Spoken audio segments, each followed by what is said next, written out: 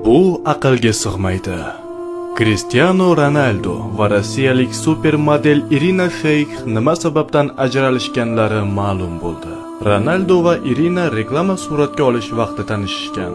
Cristiano Irinani bir ko'rishda yoqtirib qolgan. Cristiano unga qimmatbaho sovg'alar bergan. Hammasi yaxshi edi, ammo bitta nosi bor. Ronaldo doimo birinchi navbatda oilaga e'tiborli edi. Ammo keyinchalik ma'lum bo'lishicha, Irina oiladan karyerani ustun qo'yar ekan. Bu fakt faqatgina futbolchiga emas, balki onasiga ham yoqmagan. Onasi doimo farzandlarga yaxshi ona bo'ladigan kelini bo'lishini istagan. Ammo sabr kosani to'ldiradigan so'nggi tomchi Irinani Ronaldoga aytgan gaplari bo'lgan. Nega doim onang bilan yurasan? Uni tinch qo'y. Meni ham onam bor, lekin uni o'zim bilan sudrab yurganim yo'q-ku. Ronaldo darrov javob bergan. Eslab qol, men sendan soniyada voz kechaman.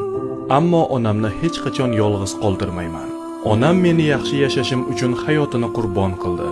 Men to'q uxlashim uchun u och yotdi va meni birinchi krossovkalarimni olib berish uchun bir vaqtda bir necha joyda ishladi. Toki tirik ekanman, onam men bilan bo'ladi. Onam meni Xudo bergan ne'matim. Siz bu borada nima deysiz? Ronaldoning gaplari to'g'rimi? Albatta shaxsiy fikrlaringizni kommentariya bo'limida yozib qoldiring.